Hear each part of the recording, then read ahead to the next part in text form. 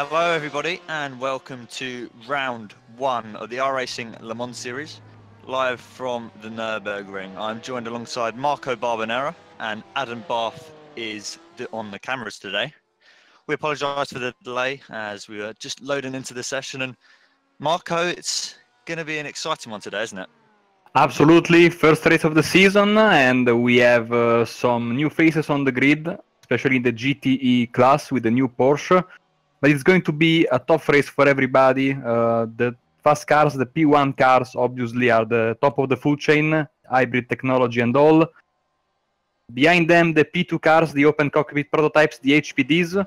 And then, as I said, the beautiful GTE cars with the Ferrari, the Porsche and the Ford, trying all to battle between themselves and also keeping an eye for traffic, getting lapped. Lapping will be the key to this race, which will be probably a one-stopper for everybody, just the fuel towards the end of the race, since we are running for 1 hour, so tires should not be a problem.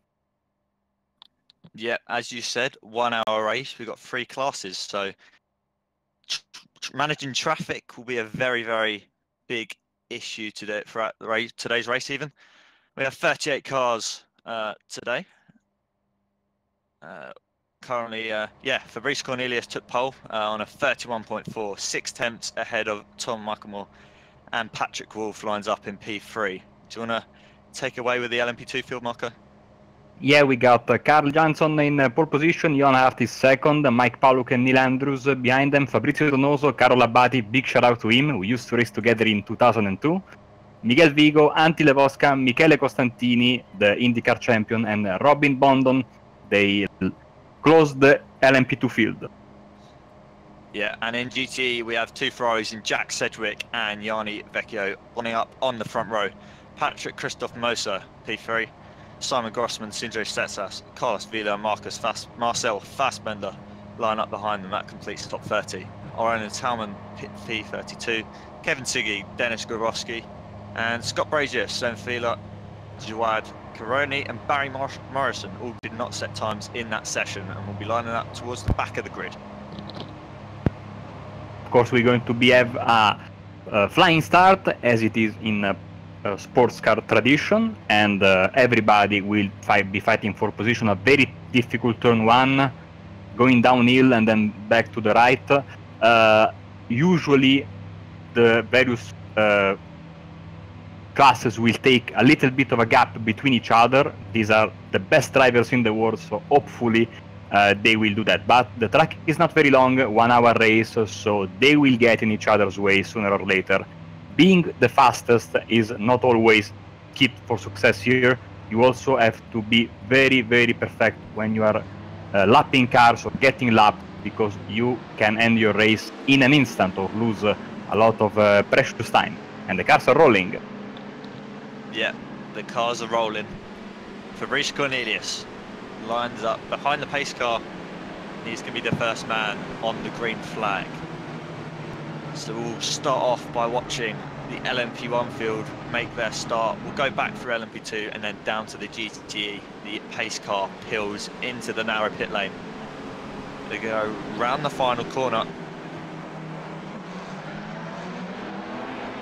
And it is green flag. Fabrice Cornelius gets an absolutely lightning start away from P1. Tom Muckamore slacking a bit. Is that Patrick Wolf? Yes, it is. It's managed to get past him. So good start from Patrick Wolf, and Tom Muckamore was just a bit sluggish there. Yeah, looking at the cars, and everybody seems to be very, very nice to each other in the first few corners, as the LMP2s take their start and are in the first corner. Yeah, Carl Janssen looks to go after the perfect start as well, maintaining position. Johan Hart still behind him, with Malik Pusch still behind him also. And if we head down to the GT field, Jack Sedgwick, no, Yanni Vecchio has made a move on Jack Sedgwick. So Vecchio, the pure racing team driver, currently leads the GT field, not too far behind the LMP2 drivers either.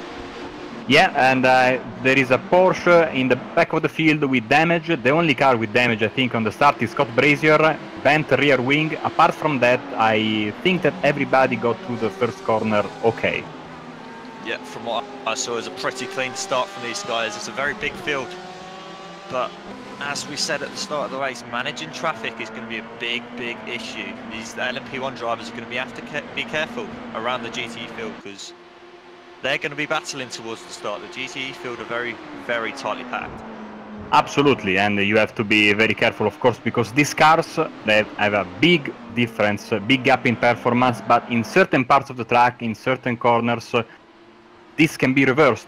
So there is really the possibility of some misunderstanding. Right now, of course, no problem because the leaders are with clean track ahead, Cornelis and Wolf right behind him, gapping P3 right now. Yeah, two teammates, of course, so they're going to be working together throughout this race, I reckon, managing their way through the traffic, hoping not to pick up any incidents. The LMP1 field seems to be dominated by Porsches, from what I can see. As I know, the Porsche tends to be the faster of the LMP1s. So far, especially around this circuit, the Audi's a bit more balanced around here, but most of the drivers seem to go in the Porsche. So I think that Alex Simpson got in a little bit of trouble in turn 1 because he's lost 3 positions. He's now down in the back of the LMP1 pack and with the leader of the P2s right behind him. So something definitely happened there to the Apex Racing driver. Yeah, so it'll be interesting to see how Alex fights his way back through the field. He's now, at the back of the LMP1 field, as you said, behind Joseph Bertham Harris. So I think we saw a replay of that just a moment ago into turn 1. Yep. Yeah, just a bit unlucky there for Alex, but again, that's racing, and just went for a bit of a dive and move into turn 1, and it just didn't pay out for Joseph Bertham Harris, spinning the two of them. While we see that the LMP2 field is very compact right now, nobody is really getting away, and same can be said for the top of the GTE field, all running together, Jack Sedgwick and Gianni Vecchio, with Patrick Moser right behind them. Yeah, the GTE field currently separated by just 10 seconds, so what, we've got about 12, 13 cars gone by 10 seconds, so everyone's pretty close currently.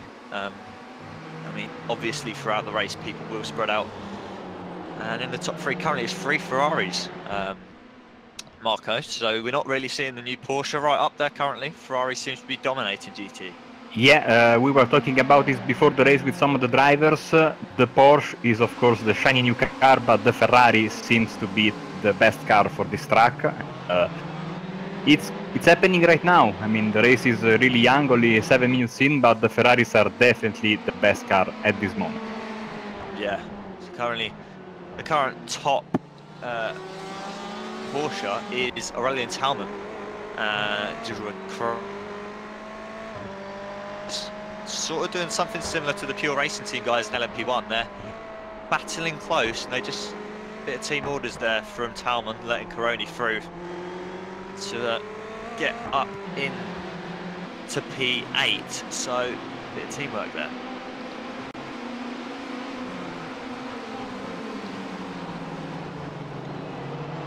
If we head down to the up to the LMP2 field rather, Fabrizio Donoso is chasing Neil M. Andrews, also a rated Lux driver. Donoso chasing Andrews, the Briton. But Marco, the interesting thing is with the LMP2 field, there is only one car, so it's a lot more even, and it sort of tends to be more about the setup or the driver compared to the other classes where there's multiple cars drivers can choose from. It's one car, you're right, and it's also the oldest car in the field. It's been around for a long time, so the drivers know all the secrets about this car. Of course, the LMP1s are recent, and the GTE cars are also very, very new, especially the Porsche. So the drivers in the HPD maybe have the toughest job on the track because their cars, I think, is the most difficult one to drive. No ABS, only traction control, and not very good traction control. And it is the oldest car on the track. Basically, this is one of the last remnants of the old school P2s of the late 2000s. So it's not easy for them. And of course, you said being a single make class, all the cars are so tightly bunched together, and these drivers are so good. So it will be difficult to to make a gap between the various. Yeah, indeed. As you said, we'll go back to GT now. Jack Sedgwick and Sindre Setsas seem to be battling pretty hard currently. Vecchio, is that Sedgwick and Vecchio on the replay there? Just a bit, is that for the Schumacher S? Yes, it is indeed. So Vecchio got out the worst of that, now down a few positions, now lost 8 positions, P34 overall. So Vecchio losing out there, Marco. Yeah, losing out. I'm checking his car for damage. I think his car is okay, but if you make a mistake or if you are involved in someone else's mistake this early in the race, the pack is so bunched together, you lose a lot of position. It's not going to be easy even for a driver as good as Gianni to make these positions back. Yeah, I mean, as good as a racer Gianni is, these guys are just as good as Gianni. You know, these are the best drivers in the GTE. So he's got his work cut out, but as showed in qualifying, he's definitely one of the best drivers in this field today. And he's got to prove himself that he can race. He's shown that he's got the pace, but can he race battling through the cars? And we have to say, to be clear with our spectators, you cannot even imagine how many good drivers were left out of this race. So you are seeing the top of iRacing in this particular race. Yeah, on board with Vecchio now. Chasing a Porsche, that is, Kevin Siggy, in the brand spanking new Porsche 911 RSR. Oh, yeah, very close. He had a bit of a moment there, didn't he, Marco? Yeah, they were very close. Gianni, I know he wants to make these positions back, but he needs to be very careful going off the track there. Maybe a little bit of damage on his rear wing, but maybe not. Just might be the camera making a funny line of sight there. He's trying to pass the Porsche. Let's see if he will make the pass into the Schumacher S right after turn 8. He has a good run.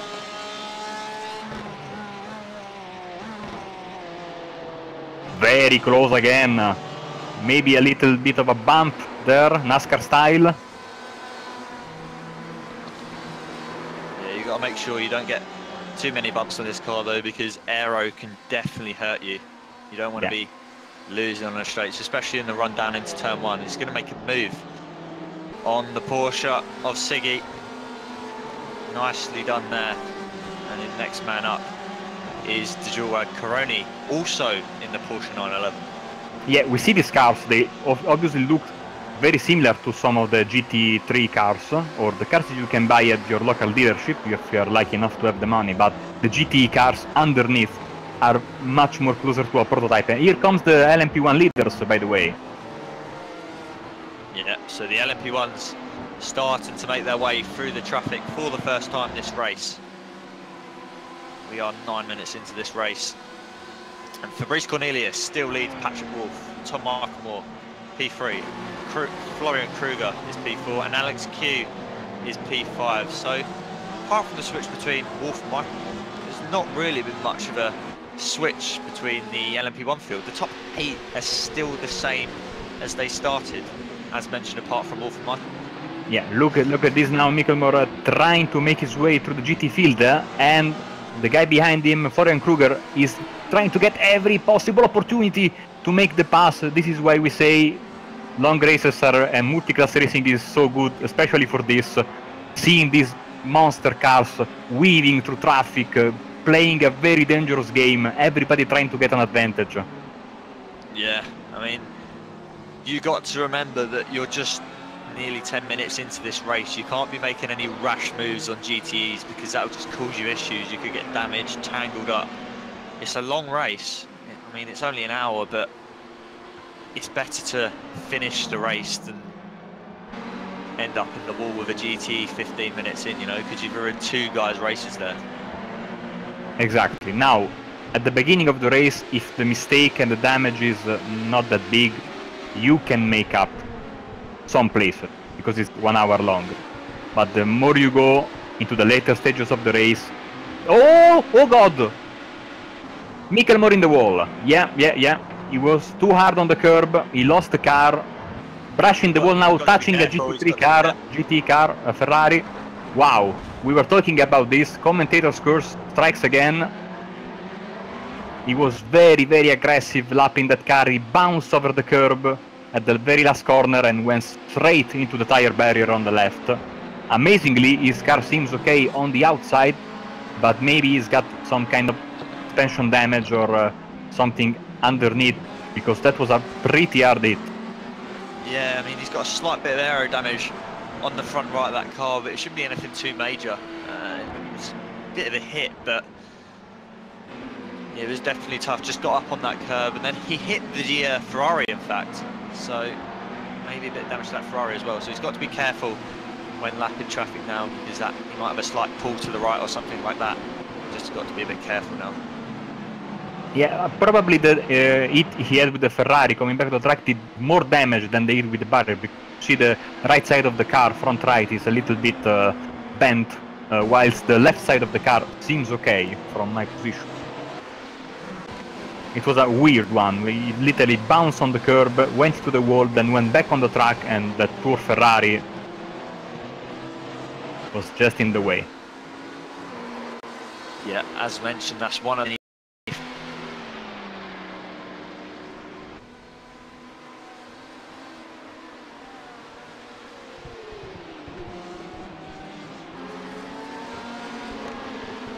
He's got himself up into P12 in his class after that little incident he had earlier on with Joseph Burton Harris. So down into turn one they had a little collision, if you saw earlier. But Alex fighting his way through this LMP1 field. His next man is Richard Arnaud.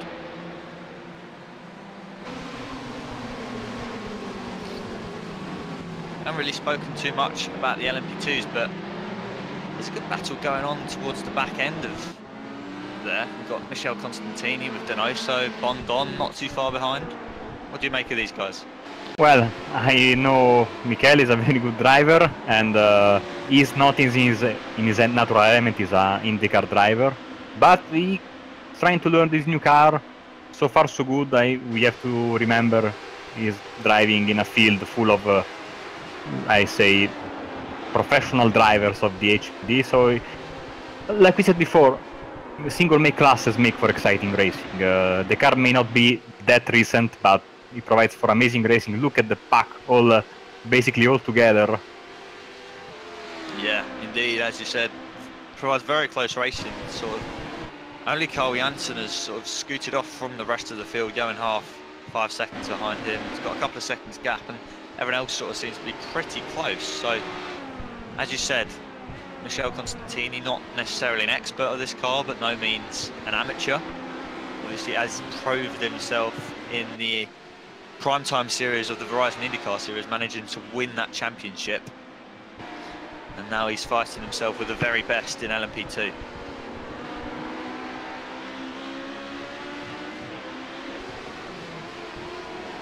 So we head back down to the GTE field as Patrick Christophe Moser still leading the field. Jack Sedgwick just behind him. Sindre sets us in third place.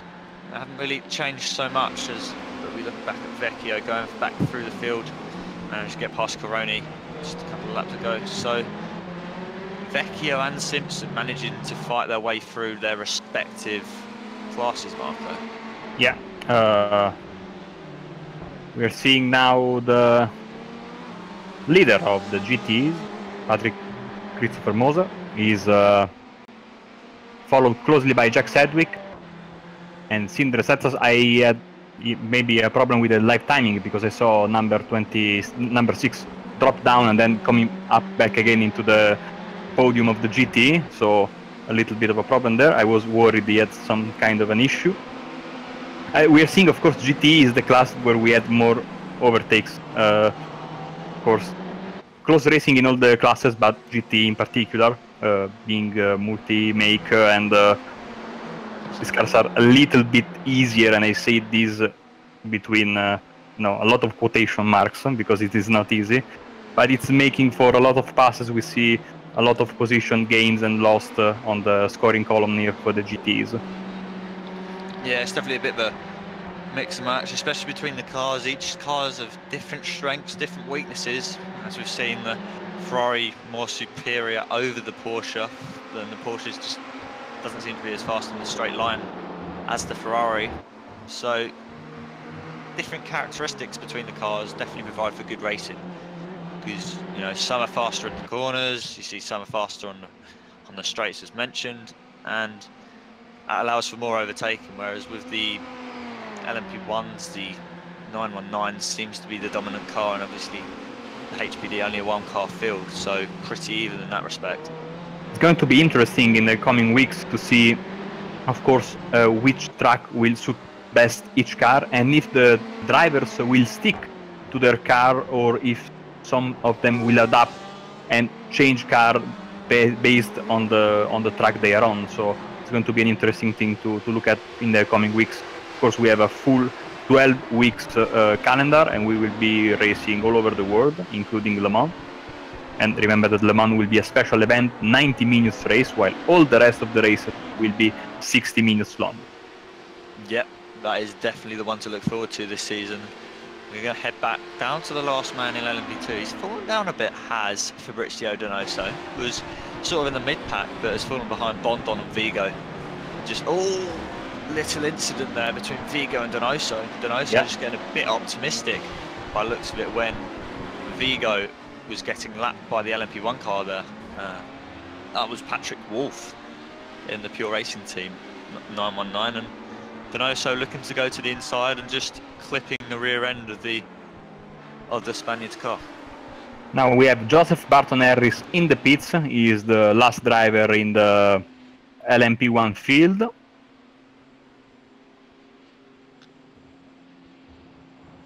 Let's see if it is a regular stop or not. I think it's a regular stop. Let's see how long does it take for him. Car is not getting jacked up, so only fuel. I think he should be out pretty quickly. Little bit early, I think, for stop, but who knows? Maybe this is when you are in last place. You maybe try to throw a curveball and try to overtake the other drivers. Of course, the problem is that you risk getting out of the pits in the middle of the P2 pack or the GT pack, and that can cost you a lot of time. Yeah, I'm looking at the timing now, and it's a long stop. LMP2 leader Carl Janssen and Johan Arf have gone past him, and this is a very, very long stop from Burton Harris. So I think we're going to go off him and see what happens. But yeah, definitely seems to be repairs, maybe from the incident with Alex Simpson just a while back. And I think he has retired. He's going behind the wall, I think. No, he's still there. We're going to head over to Simon Grossman in the number 17 car. The Sim RC Ferrari battling with Yanni Vecchio. Vecchio's just got past. Didn't quite catch that, but yeah, looks like Joseph Burton Harris has been our second retiree so far this race. Sven Fehler was the first man to retire today, and he's the first LMP1 car today to retire. Looking at this field, if I was a Ferrari fan, I would be delighted, but I'm not, even though I'm Italian. But still, the 488 is a beautiful car. I would prefer to have like more of a mix and match at the top, but as we said, the Nürburgring is Ferrari's track. This is what we got, and it's beautiful to see this car on track.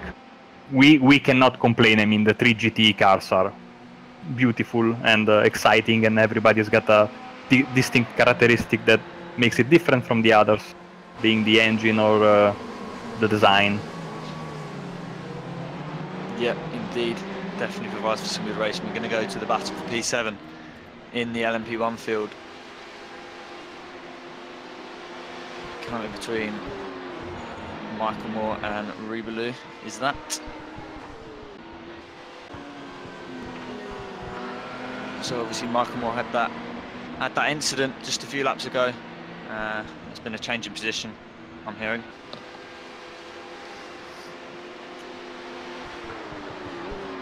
Yeah, so Ribelou getting past Michael Moore. So as we saw, we had that incident with Marco Moore, didn't we, Marco? The final corner, and maybe that damage cost him a bit on the straight. Yeah. We are seeing him now lapping the P2 car there of Miguel Vigo. Yeah, I mean, even though the car seems mostly fine, I am pretty sure he's got some damage underneath because he hit the wall a ton on the left and then hit the Ferrari a ton on the right. So he has to have damage, and that's too bad because he was running very good in the front of the pack. Yeah, he was just behind the two pure racing team guys in Cornelius and Wolf. He was that third man, managing to put itself P2. That is a shame for Tom, but hopefully maybe he can get some repairs at the pit stop and fight his way through. But as I said, it's an hour race, so maybe we won't have the time, and he might just have to put up with that damage until the end of the race. See now on screen the leader Fabrice Cornelis now having almost 6.5 seconds over Patrick Wolf in P2 and making again his way through the GTE field.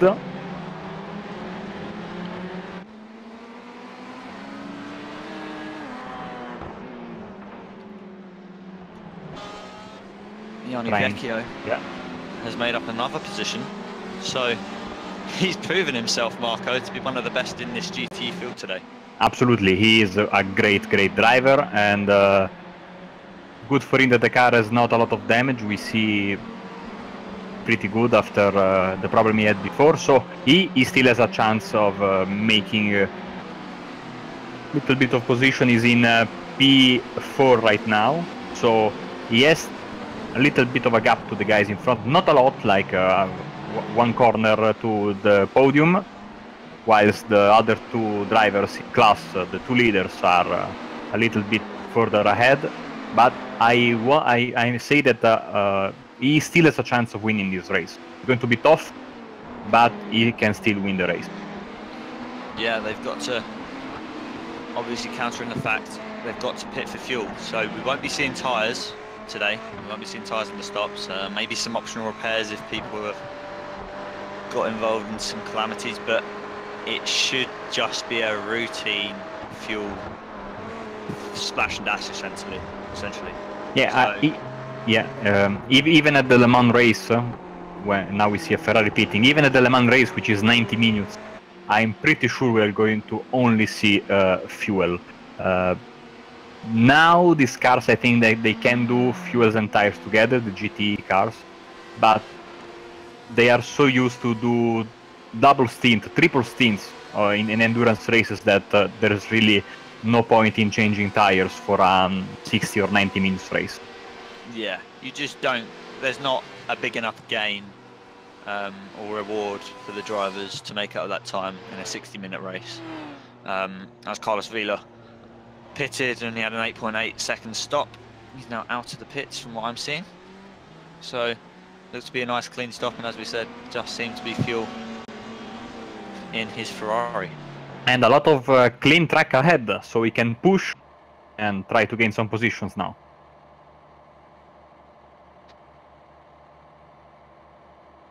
But also in the GTE field, Jack Sedgwick is currently very close to our race leader, Patrick Christoph Moser.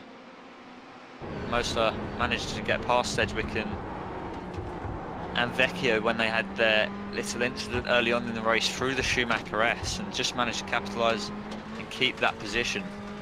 Although with the number 20 car, he's definitely proven himself today. He is, absolutely, and I think that Jack is studying his opponent. He doesn't want to rush the move, even also because, as you can see right now, there are still LMP1s and LMP2s trying to lap them, so it's very risky business. Maybe he will try the race winning move later down the road. We are almost halfway through this race. Yeah, he's just sort of, he'll have that on his relative, where the LMP2s, where the LMP1s are, and he's just sort of got to figure when the right time is to make the move. Maybe making the best time to move is throughout the pit stops, you know, maybe slightly underfilling the car or going later on into the race, because There is no gain for undercutting here, is there, Marco? Not a lot, and one thing that maybe people don't understand because they never tried, and when you are, especially when you're driving the GTE, but even with the HPD, with the LMP2 car, the LMP1s come at you so fast. It's unbelievable how much ground they can cover entering the corner. So you may see that car 1 second behind, and then half a second later you've got the car on your exhaust pipe in the back. So it's really difficult trying to make passes while the LMP1s are behind you, trying to lap you. Yeah, it's especially the boost that really surprises me with the LMP1s. It's just the launch they get straight off of the corner. Enough of the hybrid system. We're going to head over to LMP2, where Neil Andrews and Constantini are battling. No, my bad, it is Constantini and Bondon who are pretty close together. They're just separated by a couple of LMP1s currently. And this is the thing, you've also got to sort of manage. We've talked about traffic, and we're going to be talking about traffic all season, Marco. Some tracks are better for traffic than others, but the Nürburgring is quite a narrow circuit in places, isn't it? There are some places where overtaking is difficult when you are racing, and also difficult when you are trying to lap cars that are going like at half your speed. Especially the first part of the track, the Mercedes-Benz Arena, is absolutely a nightmare trying to get trying to lap cars or getting lapped. We are seeing right now entering the cars, the LMP2 cars, the Mercedes Arena, and there's not a really long straight that can help you get that passed on. There are some short straights, but most of the corners are long, and you know, you are going for a long time, so it's not easy. Again, the LMP1s get to you in a hurry, so sometimes you have to literally move out of the way or risk getting hit, as Costantini goes for a little bit of rallycross right now. Yeah, right. Although we have the new Subaru out, we're not racing the Subaru today. We're racing the Le Mans Series. We only have Patrick Wolf is in.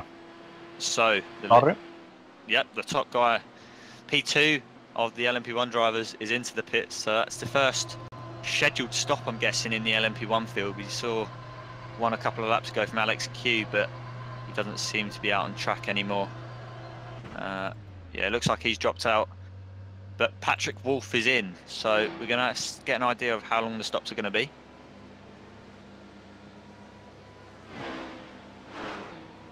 Still in the box. It's been there for 15 seconds. So 19.58 seconds for Patrick Wolf, and he's straight at the end of the pit lane, so straight out for Patrick. Is that Neil Andrews? He's going to come out alongside. He's got some traffic in front of him. See at least 5 cars in front of him, so trying to make quick work of these guys right now. Oh man. Said the Mercedes Arena is so difficult when you are trying to pass cars. There are worse places in racing, but this one is up there. Yeah, definitely. But in these sort of couple of laps maybe where he's going to have a bit more fuel, Patrick has got to be wary that he can't muck up his race now. He can't force any unforced errors, stupid moves on GTEs. You know, he's got to be smart with the moves he makes, and Florian Kruger is the second man to jump the gun into the pits. It's going to be interesting if he comes out in front or behind Wolf. I would expect in front. He was definitely, Wolf was in front before, but yeah, unless Wolf has got held up massively or had to take some repairs at his stop. Like we said, undercut not really an option here.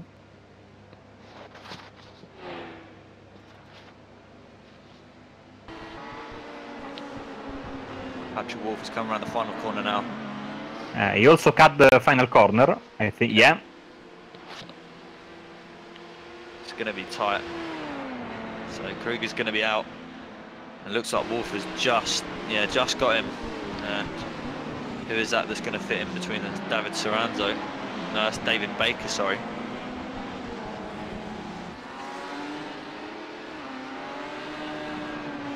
Looks like we've lost another man in the LMP1 field, Richard Arnaud, DNFing also.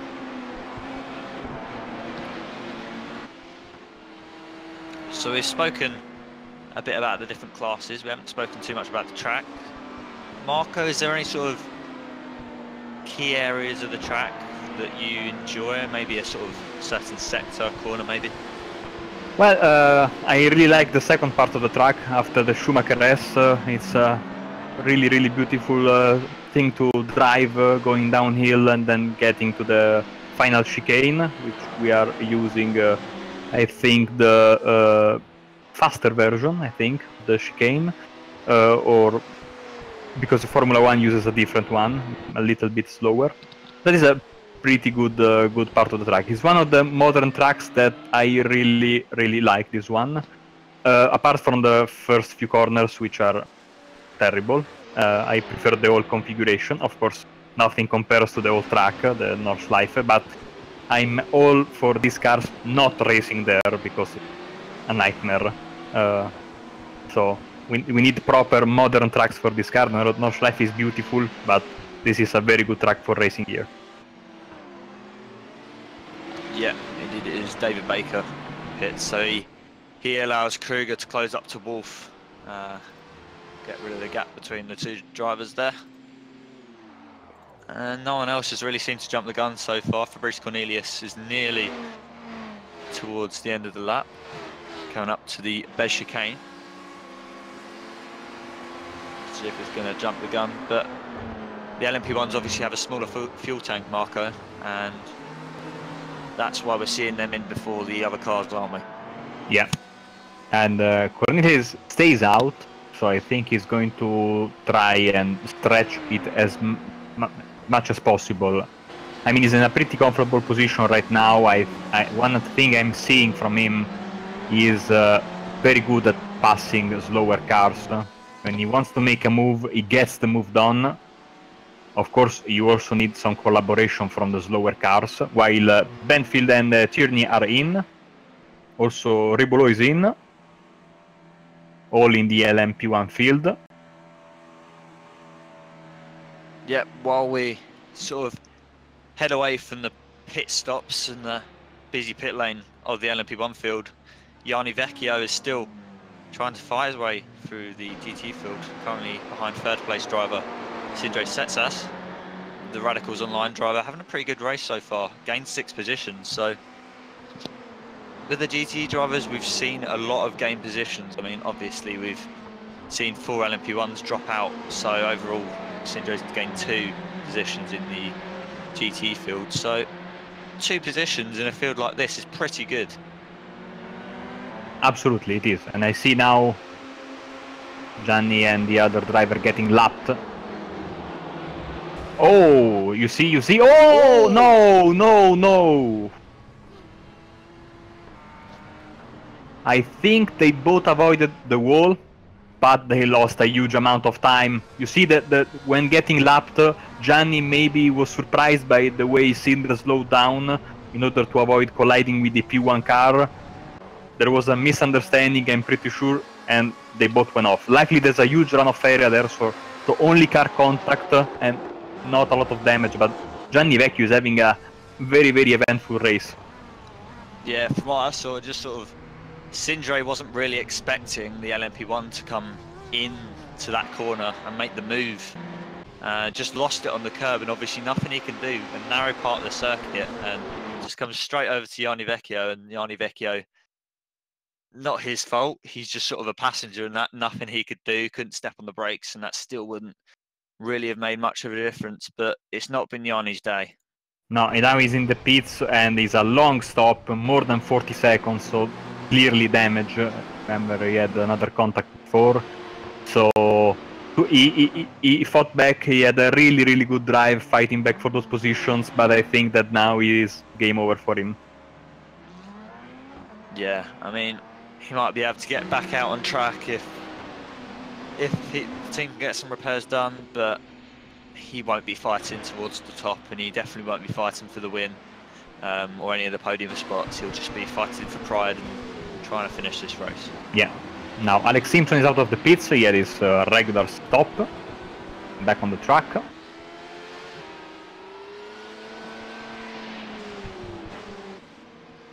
Yeah, and the leader is in. Yep, so Cornelius managed to stretch out his stint a lot more than teammate Patrick Wolf. Two drivers, teammates, maybe on slightly different strategies. We'll see where Fabrice Cornelius comes out compared to his teammate. See, Patrick Wolf right now is driving towards the final chicane.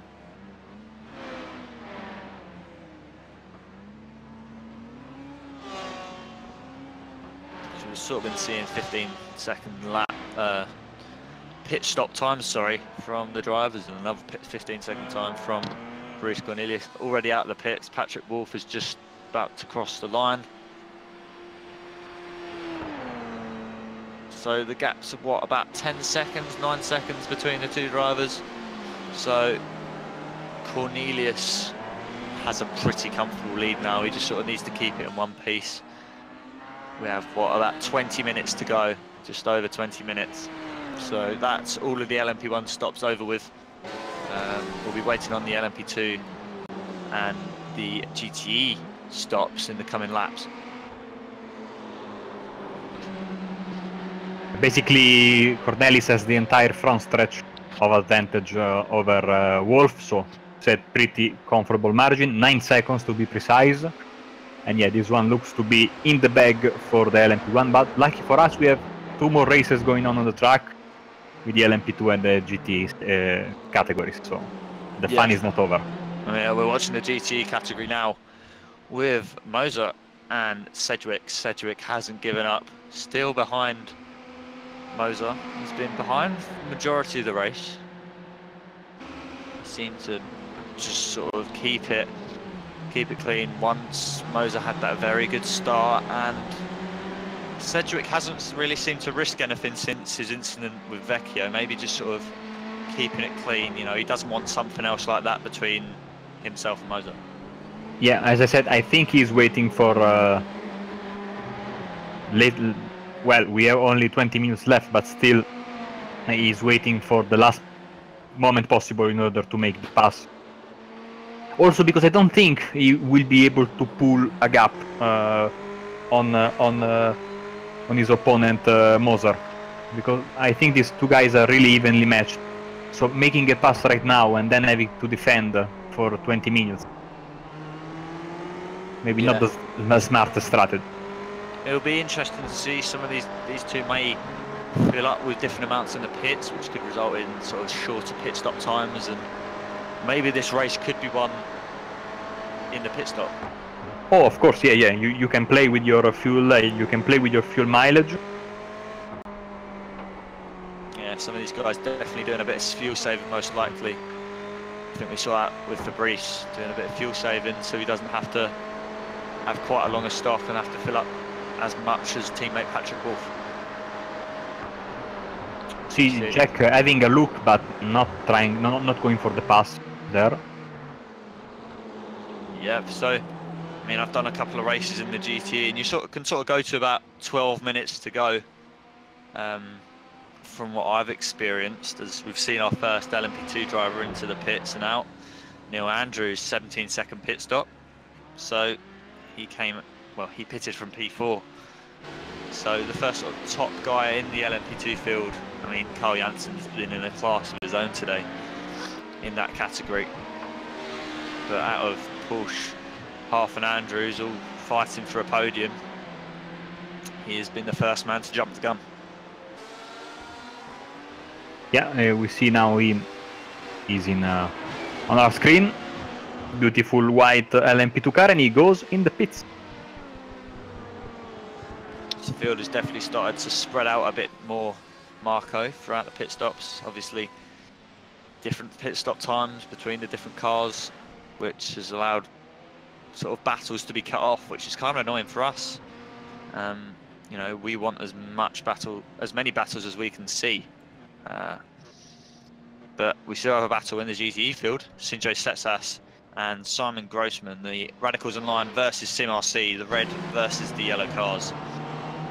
By the way, top 5 in the P2 are all in at the same time.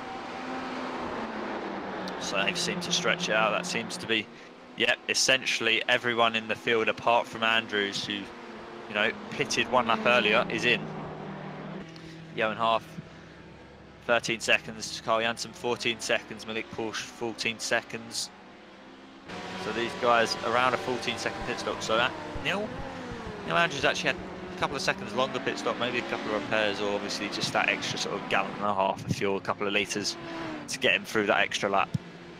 And Jack Sedgwick is in. Speaking of repairs, I saw a little bit of damage on the front left of his car. I don't think he will spend time doing damage because his car was handling it pretty good. So he's in, and it should be a regular pit stop for him. Already out, 9 seconds. No, it's a good stop from the Simicube Inex team. And the damage is still there, so he didn't bother with it. Yeah, it looks like a pretty swift stop for me. 8.48 seconds according to my time, and he's going to feed out just behind Jawad Karoni in the Porsche. Race Dutch Porsche there. So now it's all on Moser. Will we see Moser in this lap? I don't think that Jack is very happy with his pit exit now, because he has to make a pass, and his pass is 4 positions, so Jawad has all the rights to stay in front of him.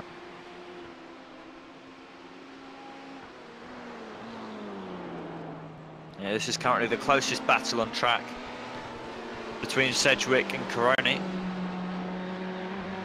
So we'll stand here for a moment longer. Moser has got clean track ahead, so he can push. He's now getting lapped by an LMP2 car, Costantini's car. And he's in. So Patrick Moser is in.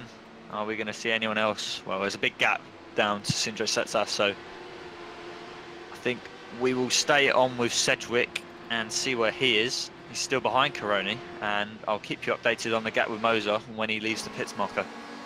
Yeah. Also, Simon Grossman is in the GTE class. Similar stop for Moser, 9.1. This is going to be very close. Will the traffic have cost him?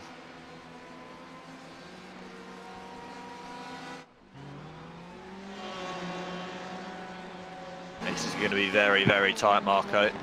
Oh yeah. Sedgwick's going to go for the inside of Karoni. Got past Karoni. Looked like he let him through. And we are back where we were before the pits. This is good. We're going to have a battle to the end, it looks like. Yeah, same gap, same positions. 2 very good drivers, beautiful Ferraris, and less than 15 minutes to go. So these 2 guys will entertain us until the final flag.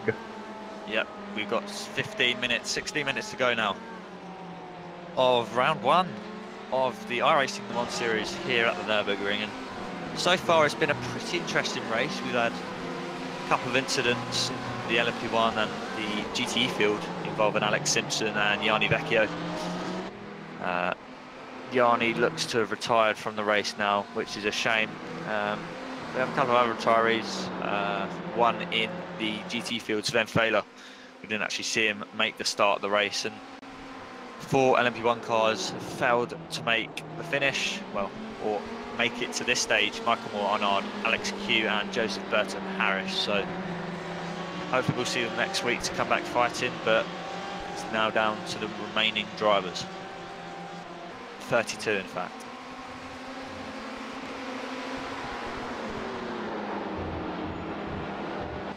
See now the LMP1s getting in the way of battle. Not getting in the way, of course, it's not their fault, but they share the same track. Luckily, David Baker gets them on the front stretch, and they stay still one behind the other for P1. But now it's of course for P2 because for P3 because Denis Grabowski and Sindre Setsas still have to pit. But this will become, in a matter of minutes, once again the battle for P1 in the GTE category. Yeah, this will be a net P1 essentially for them, so they'll know that. I mean, there is no way that these guys can stay out and manage to do that extra 10 minutes by saving fuel. It's just not possible, but they're going to continue to fight. You know, they've been nip and tuck all race long. I mean, Cedric has, let's compare the best times. Cedric has done a 46.49 and Moses has done a 47.31, but Moses managed to keep that position, Marco. Yeah, the only thing that I don't want to see is contact, heavy contact between these guys, and they have been racing each other very, very fairly, so I'm not expecting that. But you know, sometimes it can happen. You clip the grass, you miss your braking marker by a bit, or traffic gets in the way. I want to see a good, clean, hard battle till the final lap between these two. Yeah, for sure. We definitely want to see the cleanest battles. We don't want any sort of incidents between drivers. We want to see it done fair and square. And now the two leaders are in, Sindre Setsas and Denis Grabowski, so this is officially, once again, the battle for P1 in the GT. Will Setsas have any damage? That's another question. He had that incident with Vecchio, didn't he? Yeah. No, he's not going to take it though, he's out. Peroni is also in, but yeah, it looks like that Sindre Setsas will stay in P3 by the looks of things unless Grossman manages to get out ahead, and it doesn't look like it. And yeah, Sindre retains P3. So essentially we have the same field that we did before the pit stops. Yeah, and as you were saying, we are not seeing a good showing. Jack said sideways there. We're not seeing a good showing from the Porsche, but don't count that car out in the next few weeks. Also, I love that car, so I hope it gets better and better in the coming races. Yeah, I mean, it's only race one, it's a new car. People will obviously find the secrets of that car in the coming weeks, but we're going to see a replay of a move for P4 in the LMP1 field. Adam Tierney is now up into P4, managing to pass Daniel Benefield. Seeing it now.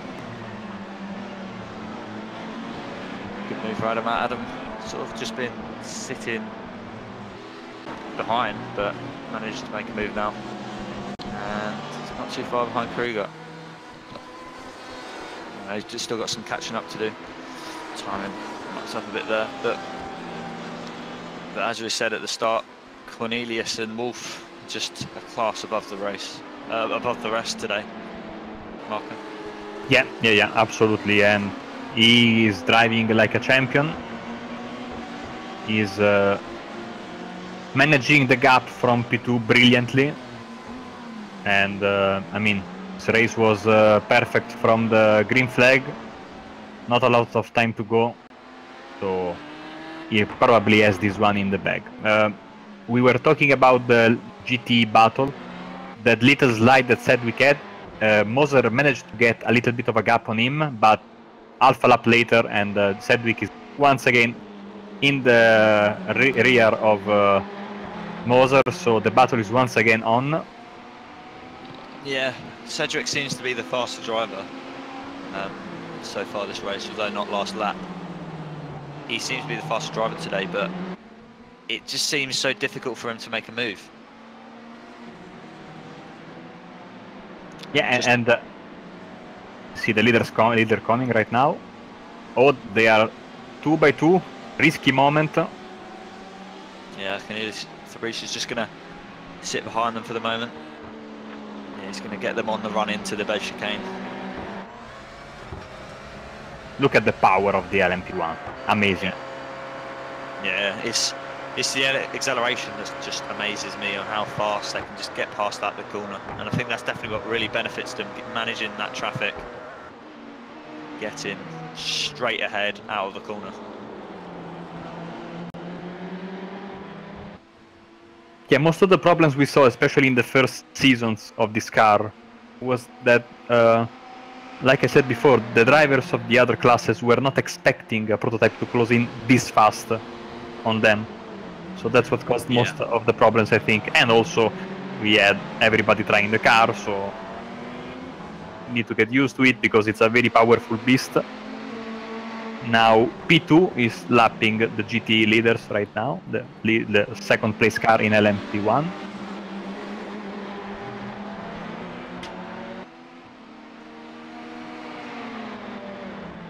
This race has definitely been an interesting one, and sets a good sort of setting stone for the rest of the season, doesn't it?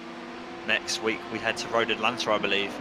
Oh, a completely different circuit, isn't it? And when you asked me about the difficulty of getting around other cars or lapping cars, first thing I said to me, oh, is this series going to Road Atlanta? Okay, because basically Road Atlanta, the first half of the lap, it's impossible. Impossible, yeah.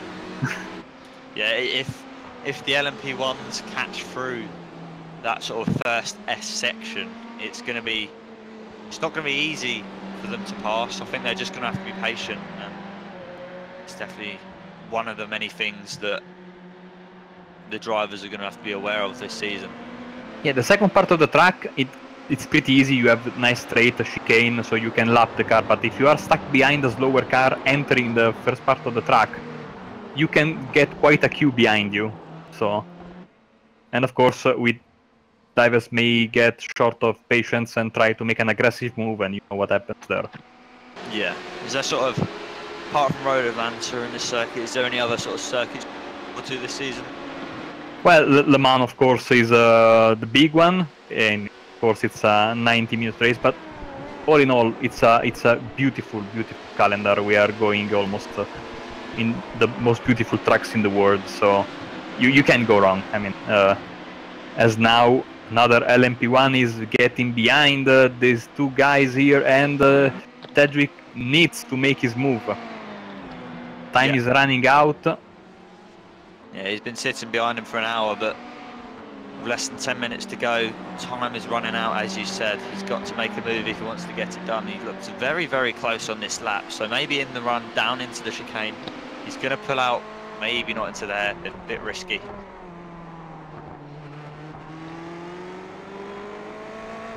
But as you said, time is running out. There's another LMP1 that should get them before the long straight.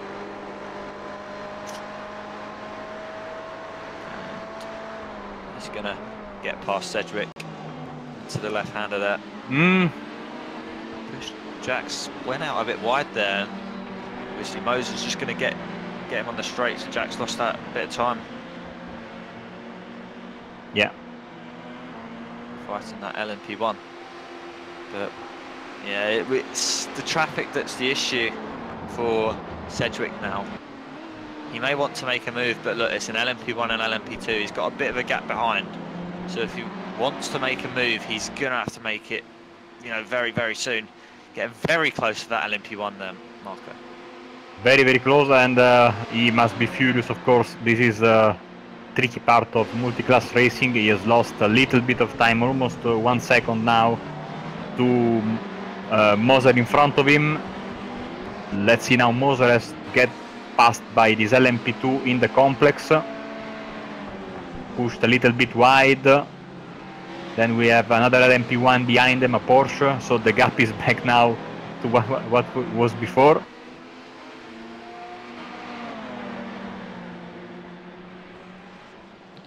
Yeah, it's just Cedric just seems to have that edge over Patrick Moser today. I mean, he's just been, whenever he's lost time, he's been able to close it right back up within the matter of corners.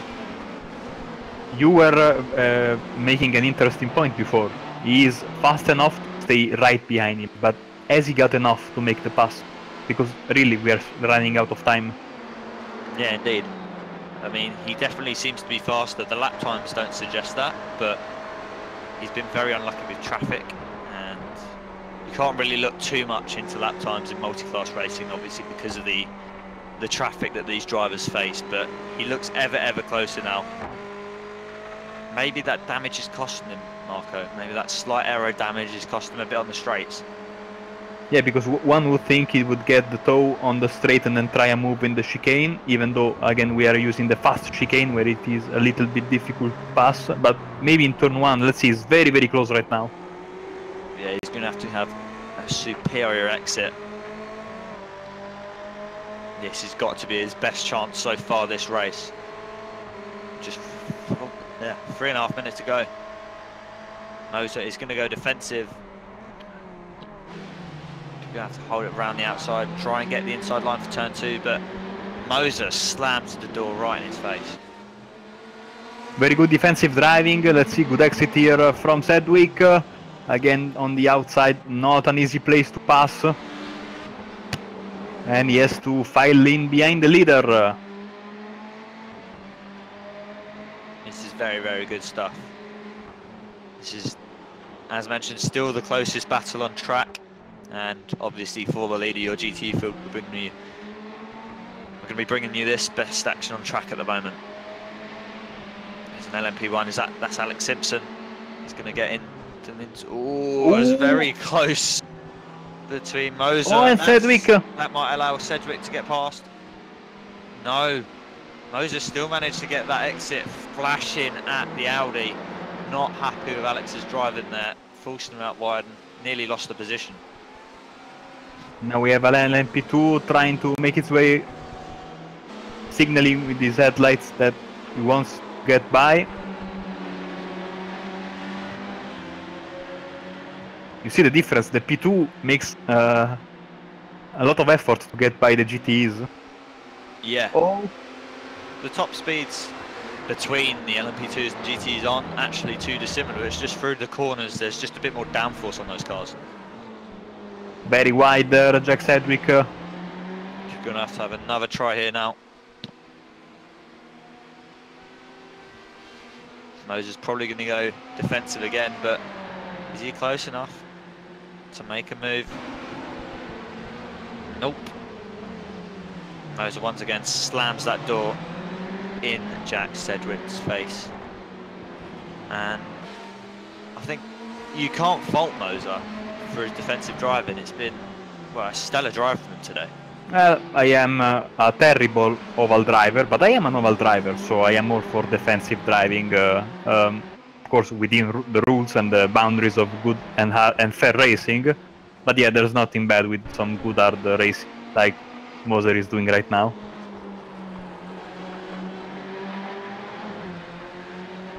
I mean, we are talking about winning a top split of a crazy high strength field.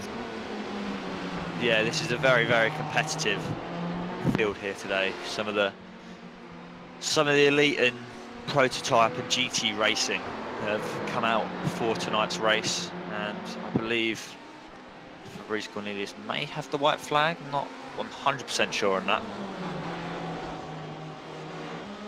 Oh, but just gone on to Fabrice Cornelius. He's just had an incident with a LMP2 car. You may not have caught that stream, but very late on in this race, and although this race is very long, Marco, this is still, you know, a major occurrence, as Patrick Wolff has been allowed to sort of close up a lot more.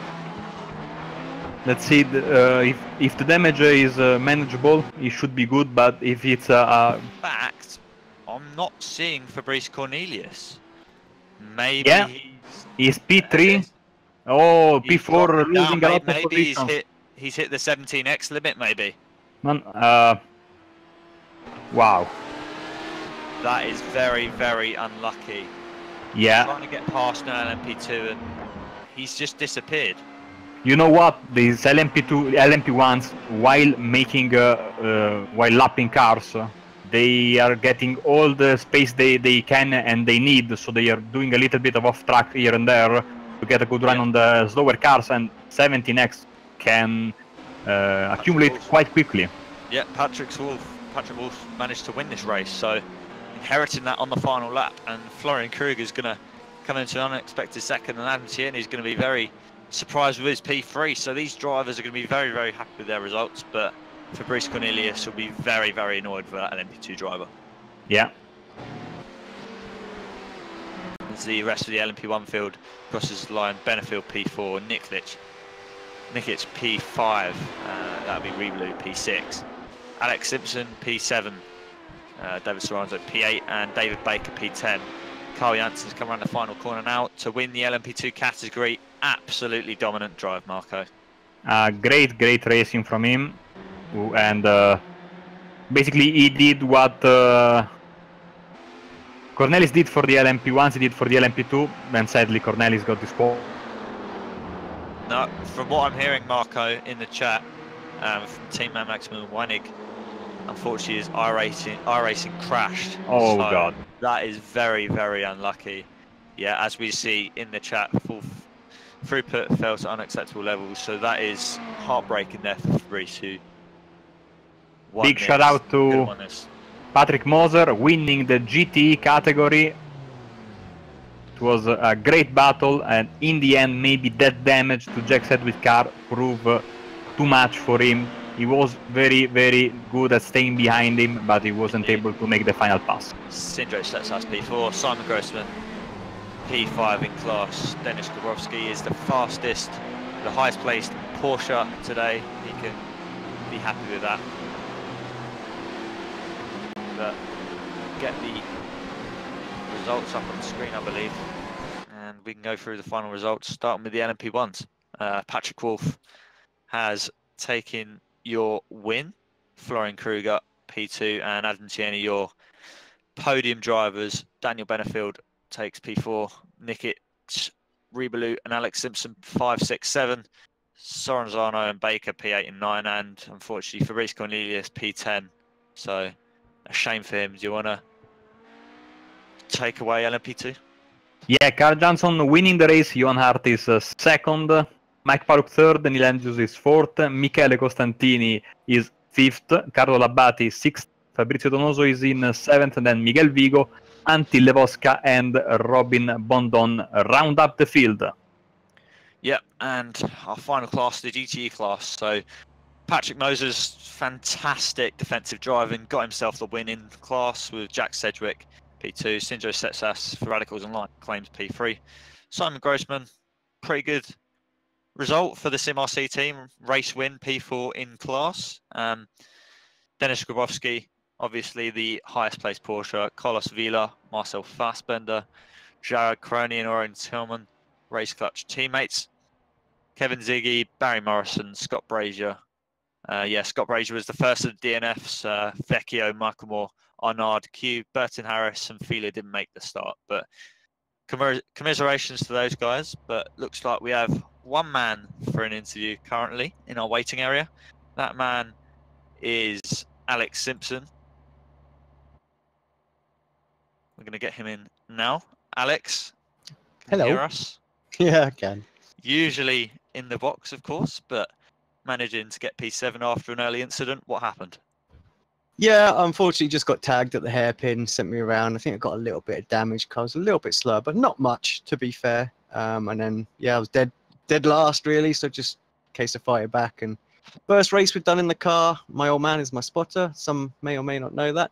Yeah, he managed to put about 9 laps worth of extra fuel in it as well, so we were dead slow in the final stint. So it was a bit of a painful race, and one that yeah, we're going to have to learn from. A bit rapid, so yeah, definitely seems to be a bit of a divide in the cars as well, so we're going to have to figure that part out, and yeah, perhaps see us in the Porsche next week. Yeah, definitely sort of getting used to the cars, and we were talking about this earlier in the broadcast. This is definitely a track that's probably more suited to these cars, but next week is Road Atlanta, and in the LMP1s that is going to be very difficult with traffic. Yeah, there was a lot of room out there, actually, to be fair. I was pretty patient, maybe one move on one of the Ferraris right at the end there. I was a bit rash on, so apologies for that. But yeah, I think you're right. Through that whole first couple of sectors, at Road Atlanta, there's going to be a lot of impatient drivers kicking around. So it's going to have to see how that goes. But of course, down the back straight, going to be a lot easier for moves to happen. So it's ebbs and flows.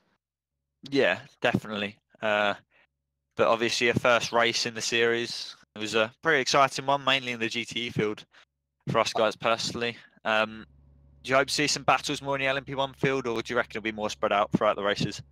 I think, well, I'd certainly like to move forward and try and battle with a few more people. So as we get a little bit more up to grips with physically racing the car, so hopefully I'll see some more battles. I imagine the GTE field is going to be pretty epic.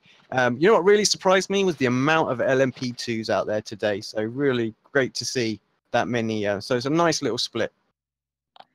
Yeah, definitely provided for some good racing. Not a huge balance of LMP1s. We're pretty balanced throughout. And yeah, P7 for Alex Simpson there. Seems to be the only interviewee at the moment. But Marco. I have shared the Discord on the chat actually. So if anyone wants to jump in now, heck, any of the drivers, make sure they grab that link and come and join us.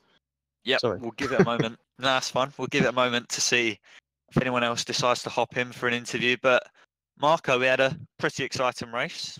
Battle for the lead in GT was throughout the whole race between Moser and Sedgwick, and obviously the absolute heartbreak for Vecchio and Cornelius at the end. Yeah, I mean, you can rarely go wrong with the multi-class racing. We had a very nice race. And as you said, these drivers are learning the car, especially the GT car, the Porsche car. And so I think that whilst we had a very good race today, the racing is going to get even better and better in the next few weeks. So can't wait for Atlanta. Yeah, it will. Road Atlanta will definitely be an interesting one. Complete contrast to this race. But doesn't seem like we're going to have any other drivers coming in for an interview. But yeah, it's been a good race with myself, Joseph Ringrose, in the box alongside Marco Barbanera. Adam Barth has been on cameras, and we will see you next week for round 2 at Road Atlanta for the iRacing Le Mans series.